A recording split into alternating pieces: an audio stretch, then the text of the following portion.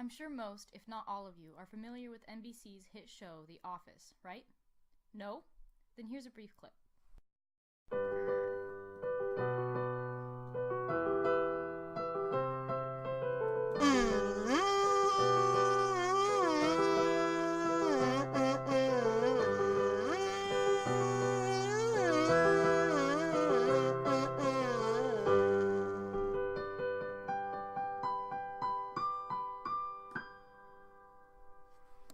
Now that you're aware of the general content of the show, I'd like to use clips of it to tell the story Orientation by award-winning author Daniel Orozco.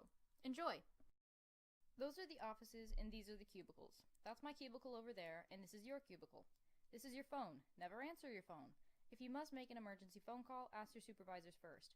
If you can't find your supervisor, ask Philip Spears, who sits over there. He'll check with Clarissa Nix, who sits over there. That is our receptionist. She is a temp. Be polite and civil to the temps. Learn their names and invite them to lunch occasionally, but don't get too close to them as it only makes it more difficult when they leave. And they always leave. You can be sure of that. The men's room is over there. The women's room is over there. John LaFontaine, who sits over there, uses the women's room occasionally. He says it's accidental.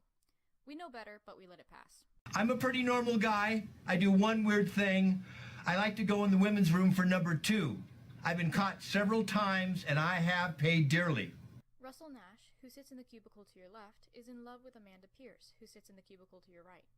Russell Nash has put on 40 pounds and grows fatter with each passing month, nibbling on chips and cookies while peeking glumly over the partitions at Amanda Pierce and gorging himself at home on cold pizza and ice cream while watching adult videos on TV. Sometimes we play who can put the most M&Ms in their mouth. You play that.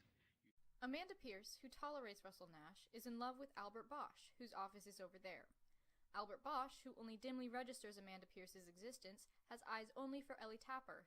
Ellie Tapper, who hates Albert Bosch, would walk through fire for Curtis Lance. But Curtis Lance hates Ellie Tapper. Isn't the world a funny place? Not in the ha-ha sense, of course. Anika Bloom sits in that cubicle. Last year, while reviewing quarterly reports in a meeting with Barry Hacker, she told him when and how his wife would die.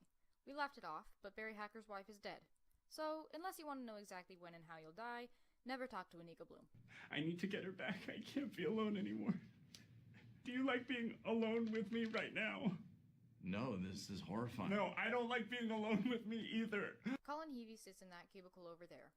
We warned him about Anika Bloom, but at last year's Christmas potluck, he brought her a drink. He hasn't been himself since. Colin Heavey is doomed. There is nothing he can do about it, and we are powerless to help him. We have our biannual fire drill twice a year. These are precautions only. These things never happen. This is the microwave oven.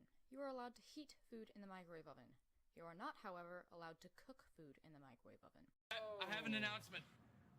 Apparently, in business school, they don't teach you how to operate a toaster oven because some smart, sexy temp left his cheese pita on oven instead of timing it for the toaster thing. Wow, okay. Well, I guess they don't teach how to operate a toaster oven in business school. That's exactly what I said. I have a song, attention everyone, that I want to sing, that I wrote especially for this occasion when I was up there among the flames. Ryan started the fire! It was always burning since the world's been turning! Ryan started the fire! For your information, we have a comprehensive health plan. Any catastrophic illness, any unforeseen tragedy is completely covered. All dependents are completely covered. I'm now going to read aloud your submitted medical conditions. When you hear yours read, please raise your hand to indicate that it is real. Who wrote this hysterical one? Anal fissures. That's a real thing. Yeah, but no one here has it. Someone has it.